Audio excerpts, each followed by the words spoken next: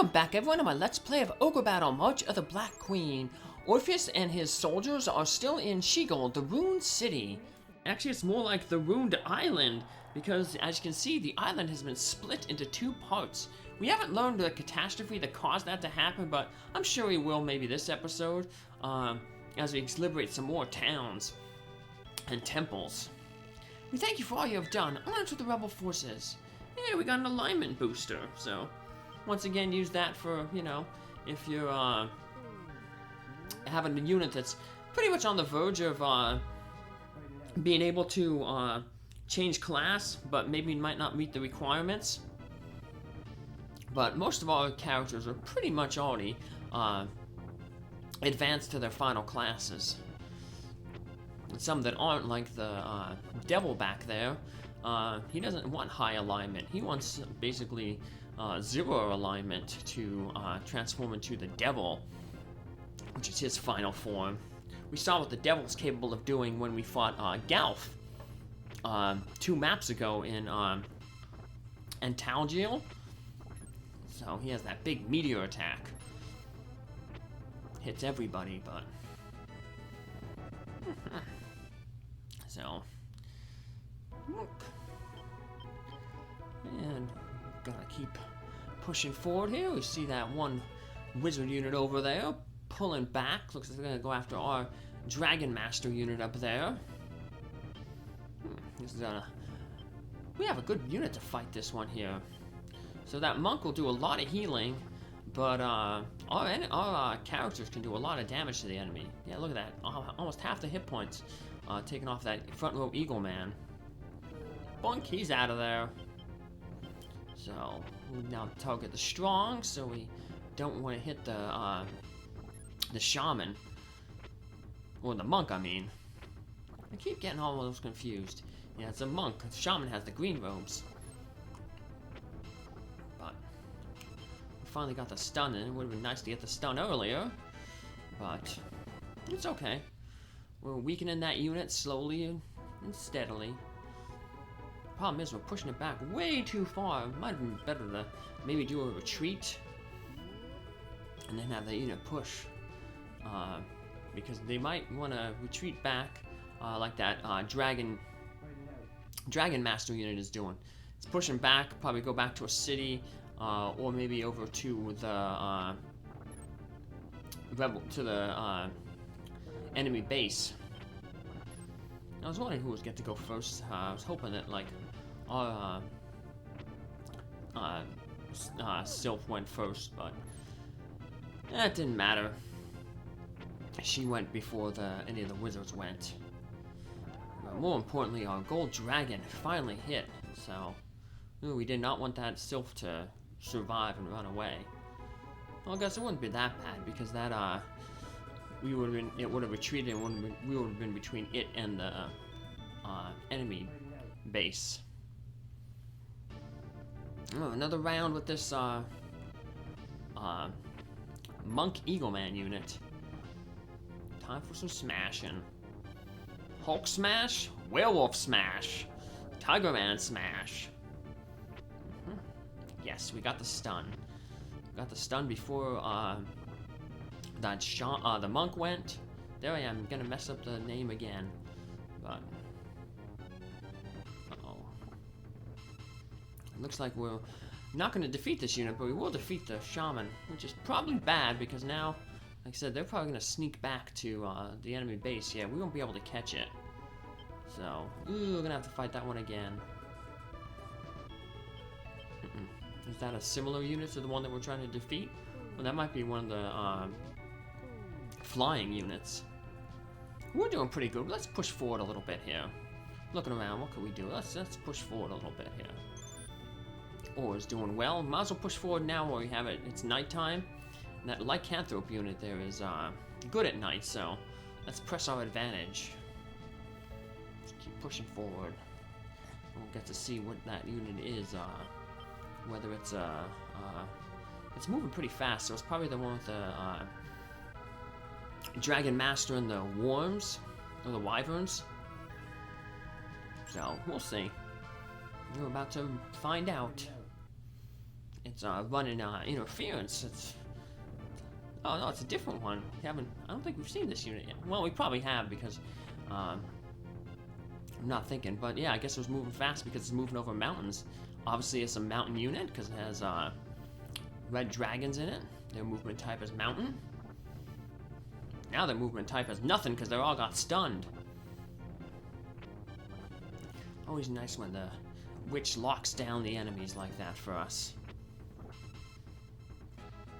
Just helps, like I said, especially with a unit like this, because the only healing that this unit has is from the paladin. The paladin only gets one heal, and it's only a single target heal, and obviously paladins aren't meant for like strength growth, intelligence growth, so their heal isn't going to do too much damage. Alright, it's good we got rid of that Tiamat before it did any damage. This was kind of a scary fight for me because that evil deck can do a lot of damage and we're very close to the edge. We can't afford to lose this because this is not one of our flying units. So there's always the possibility this could push us back over the edge. But luckily toward the end we took out that whatchamacallit, the one Tiamat before it even got to act. You see, yeah, that would have pushed us off the edge if we would have lost. But we won and we pushed them off the edge. Oh, you have the Dragon's Jewel! I'll give you 70,000 Goth worth. No. How about 75,000 Goth? No. 80,000? No. Never mind. See you. We don't want to work with Toad. We were told that he's a bad guy, so... Yeah, we don't need the money. So... I don't think there's any penalty if you do sell it to him, though. In a future map, though, thieves will offer to, or a bad person will offer to do something for us if you do accept and you lose some reputation. But Orpheus, he stays on the straight and narrow because he's a good boy. Fighting for peace and justice. Well, no, he has well, he's carrying President Fib's banner, so peace, love, and donuts. That was President Fibs' motto. Should go check out President Fibs' commercial on YouTube. I know I linked it in an older video. What a sneaky little guy there. I thought he was gonna definitely head to that temple to try to heal up. But he snuck right past it, and it looks like he's gonna go for that city over there that we've liberated. Thought he would go and try to take over that one, get a new red dragon for the front. But nope. Well, even though we only have one attack from the front row with our lycanthropes, the were-tiger and the were-wolf, that unit was pretty down. So, we're able to take it out. We got a bunch of Dragoneers up there fighting, or Dragon Masters, depending on which one, but their icon is all the same. I know our guy is a Dragon Master. Lover's card. Another good card. We can use that if we get into another one of those situations where we must win. There are 4 weapons in this world which are made by the gods of the wind. The lightning sword of the god of the east wind, Nodus. The flame axe of the god of the south wind, Beolus. The black magic sword of the god of the west wind, Zapiolus, and the ice sword of the god of the north wind, Euros. These are the most famous weapons in the land, and many a knight has searched for them. And if you get those 4 weapons, then you can trade them for the fire seal. And the fire seal, like I said, gives you the name to enter to get to the special bonus scenario.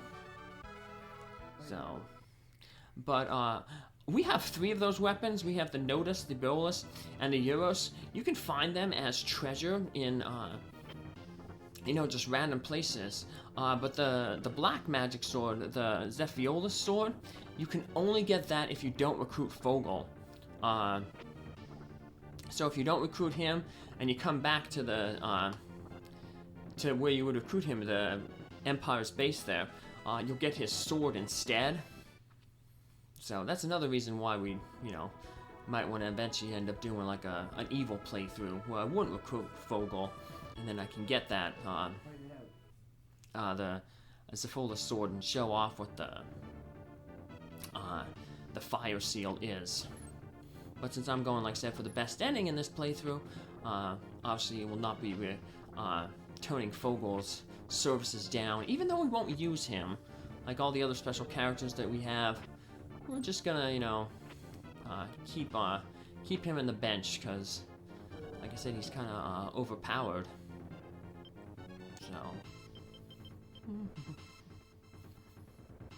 let's see if we can finish this guy off. Youch! You can tell he has a bad alignment. Like I said, Judgment, White Magic. So, hey, we got a cure. So, we could pretty lousy item to get.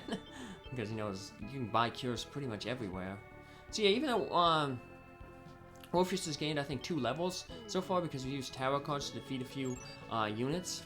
Yeah, he's still under-leveled compared to the boss of this level, and also compared to just the enemies in the level. So that getting the experience from defeating the enemies. Remember, when you defeat an enemy with a tarot card, all the experience goes to your opinion leader. Yeah, it's not going to hurt his alignment or charisma. And now we're going to hurt these guys here. Take out the flyers, and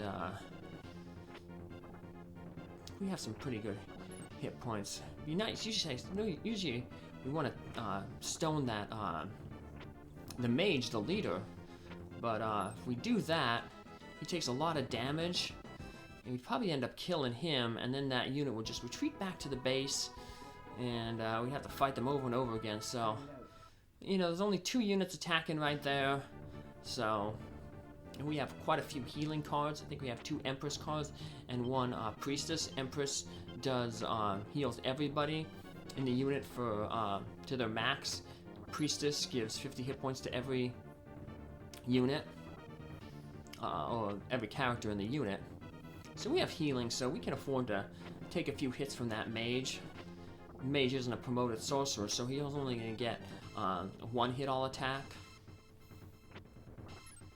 So, like I said, we'll keep our cockatrice petrifying the worms so that it doesn't retreat. Man, Bancroft's getting a lot of action over here, but he's doing really good, the unit. Like I said, despite not having a healer, it's performing remarkably well. So, once again, we got so close to taking out an enemy there, but we missed it by 2 hit points. But we'll take it out now. And this will force the mage to retreat, and he's gonna fall. Hope he has a parachute. Whee! Well, maybe because he's I know I talked about D&D a few episodes ago. Probably a few episodes ago, actually. More than a few episodes ago. But one of the spells that wizards can cast is Featherfall. It basically is like a magical parachute. It makes you fall slowly, so that you don't take a lot of damage. So yeah, we have 2 Empress cards and a Priestess card. We can use one of them here real quick. I think in D&D it was like every 10 feet you fall beyond the first 10 feet, you take 1d6 damage. So, although that can be pretty interesting, because like if you have a character that's like really high level, like they can potentially fall like an amazing amount of like amazing distance and theoretically survive. You know, if you roll all 1s on the d6s. But yeah, well, not very realistic, I guess. Theoretically could happen. I mean, here's some stories about individuals who fell out of planes without a parachute.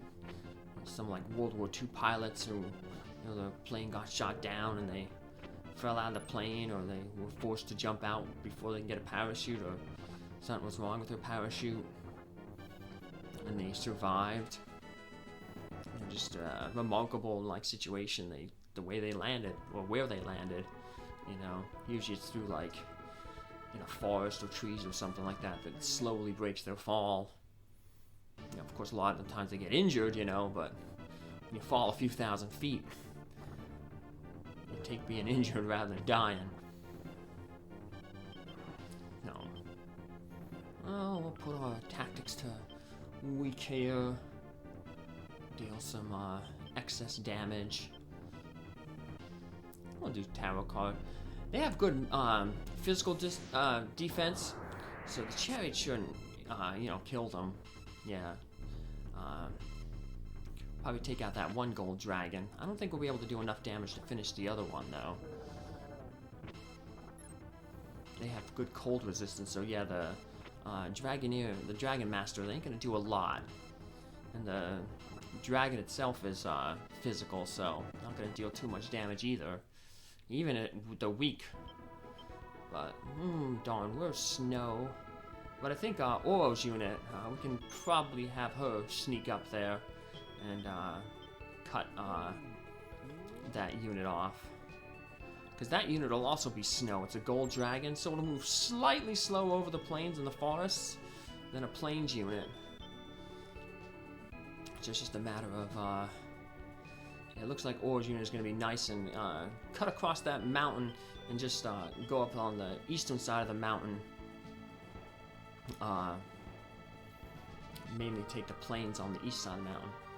Or maybe not. Maybe it's going to go across. She's going to go across. That's weird. Figure she'd go up. I would figure she'd go up the on the plains on the right of the mountains, cross the river real quick, and then she can get on the road and go quicker on the road. But still should be able to get it because that thing will slow up considerably in the forest.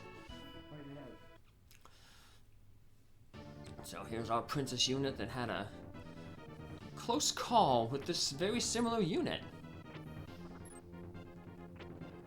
But we should be really effective against this unit now because the Titan there in the lower left corner is high alignment, the princess is high alignment and has white magic, so it's daytime, they'll fight better, and Tiamat's there, obviously a low alignment, so they'll take more damage and won't fight as effectively here in the day.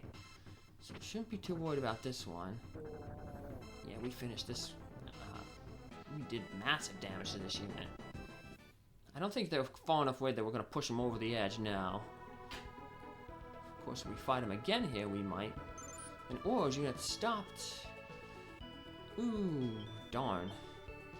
Now this might be tough to catch that unit. It'll be a little slow, like I said, over the plains because it's a snow unit. But we have to go through this forest. And we can't afford to lose this battle. Who we got? Might be tough, though, because, we got a weaker unit here. The demon, even though it's daytime, still should do maybe decent damage with its two nightmares. Gold dragons have, like I said, the bad resistance to black elemental. And being on the weak, will do a little bit of extra damage. So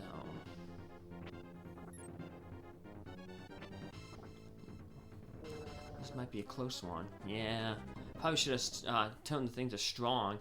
Would have done more damage to. Ooh, we survived by the skin of our teeth. I guess Oro didn't cut her toenails today. She was pulling one of those things where like see sometimes in like comedy shows or cartoons where they're like right on the edge and they're just hanging by their toes. Their heels are hanging over the edge of the cliff, but they don't fall because they got lucky. Ooh, we got really lucky there.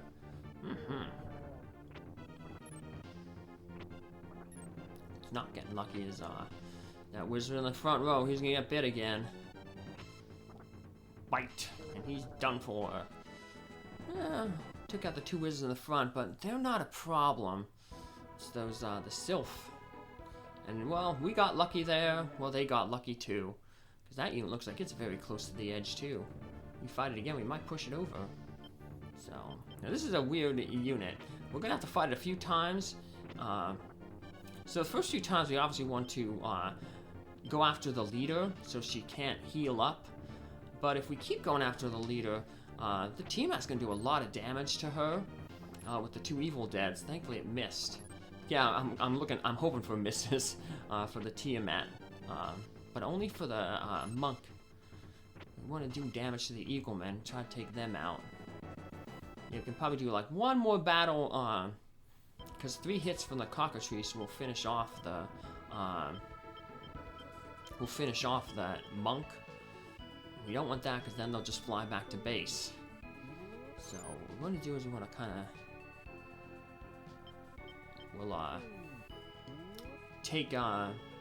we'll stone it again the next battle, and then after that we'll just have to focus on the strongest enemy. So the monk will heal herself up and quite a few of the other enemies, but hope in the meantime we can just keep dealing damage to take some of them out. Alright. Well, we took out the, like I said, we took out the mage. So this unit will fly back to base if we don't defeat it.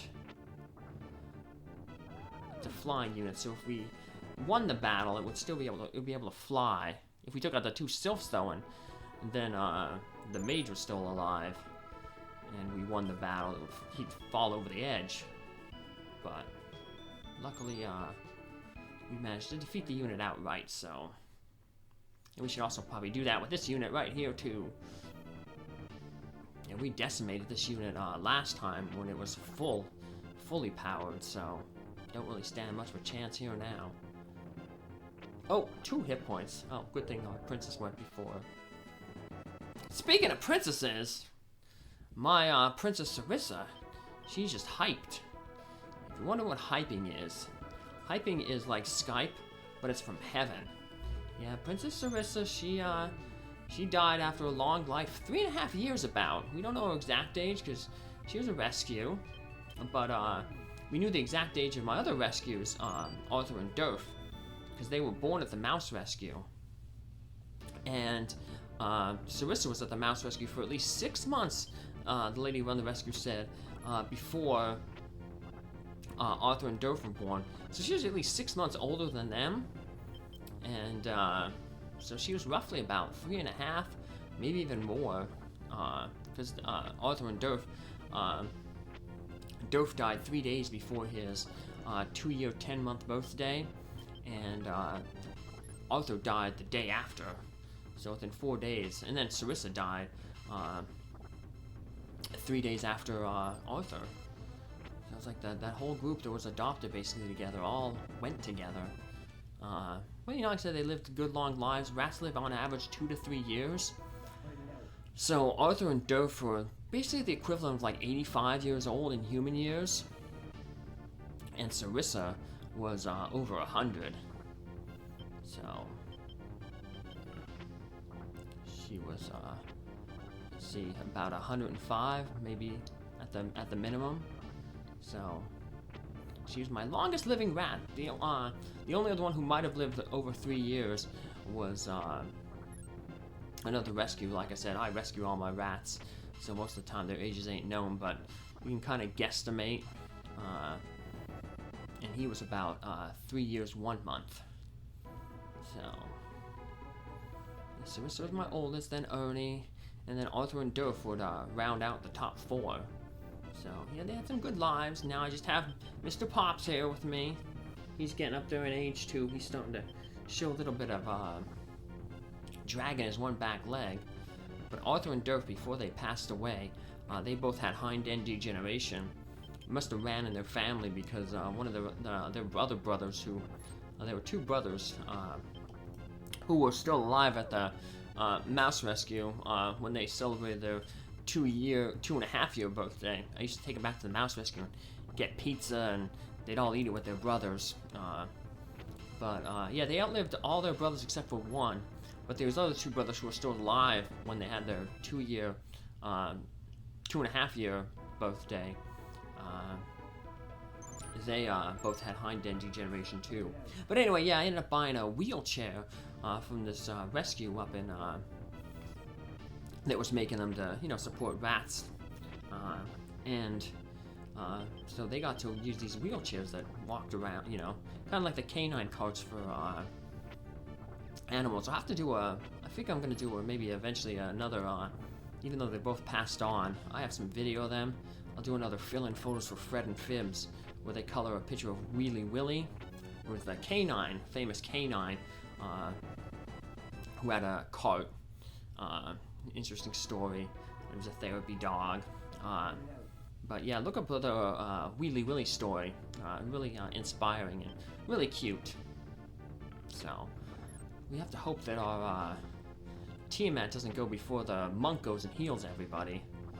Otherwise, the Tiamat, unless he misses, will take out. Yeah, the good. Woohoo! We keep hoping for whatchamacallit, for misses. Because we don't want that monk to be defeated. So then we get the situation, we have another skull unit up there flying back to base. It's the same unit type. So we'll have to fight them again. But yeah. Oh, but getting back to man, I keep getting derailed. But Princess was hyping, and hyping is Heaven Skype for all the animals at the Rainbow Bridge. We just talk about that at Marty Mouse House Minions. The hype connection, so they can come, they can still talk with their humans who they left behind. But anyway, yeah, so Princess Sarissa hyped today, and she said, hey, even though I'm in heaven, one of the good things about heaven is we have video games up there. And so she's still going to partake in the Final Fantasy IV Job Fiesta coming up. Her third year doing it. First year she did it for Healing Whiskers. Last year she did it for Rabbit and Small Animal Rescue. This year she's going to do it for Tiny Toes Rat Rescue in New Mexico. They could use the funds. There's a lot of animals that are in trouble down there because of wildfires out west. So, yeah, Princess said, you know, it'd be nice if she would have been still here on Earth to do it, but she'll still be able to do it from heaven. So she'll be like she made the hype connection. She'll be doing YouTubing. Final Fantasy IV Job Fiesta. Or Final Fantasy V 4 Job Fiesta. So, now jobs haven't been assigned yet, but after the first 4 Job Fiesta, because I wanted to be able to play all the jobs, I just put the remaining jobs in a hat, and I drew them out of a hat to, you know, determine what I'd play with the next year. And if I didn't get the jobs, I just, when I signed up for the Fiesta, I just, you know, paid a little small fee to get the jobs changed to what I drew with the hat. So this year will be a very interesting Fiesta. So I got the whatchamacallit. I have 2 Wind Crystal jobs. I will have the Thief and the Blue Mage. But see, the way that things work is there's 6 Wind Crystal jobs, 5 Water Crystal jobs, if you don't count the Mime job, 5 Fire Crystal jobs, and then 4 Earth Crystal jobs. So they don't, like, round out. So, basically I had it so, like, one year I'd have to obviously have 2 Wind Crystal jobs, because there wasn't enough Earth Crystal jobs to fill out the requirements. So that was this year. I ended up with but the Thief is going first, and Thief is basically a utility class, so not very good fighting, basically stuck with daggers. So the beginning of the game should be pretty interesting, because I won't have you know, a good fighting class to carry me through some of the early game tough bosses. Magician and Forza, pretty tough. And then I don't get much help with my Water Crystal job. The Water Crystal is the second job that you, second crystal that you unlock. Yeah, I got arguably the worst job in the game, the Berserker. Yeah, you can't even control what they do. So it should be interesting. I'm gonna have a really Very good combat unit to start off with. And then the next unit, you hope you'd get a good one, is gonna be, like I said, that terrible unit that I can't even control in battle. So, yeah, should be an interesting start. Got some tough dungeons, the fire ship with, you know, a subpar class and a class I can't control. Should be interesting challenge, but hey, that's where the fun of the Fiesta comes in, so that's where the entertainment value comes in too, so. But that won't start until after this playthrough, because she don't want to rain on Orpheus's parade, so keep following along. Thanks for your support. Keep following along Orpheus' adventure, and then once this is done, Princess Rissa's 4-job Fiesta. So take care, have a good one. Thanks for everything. Bye.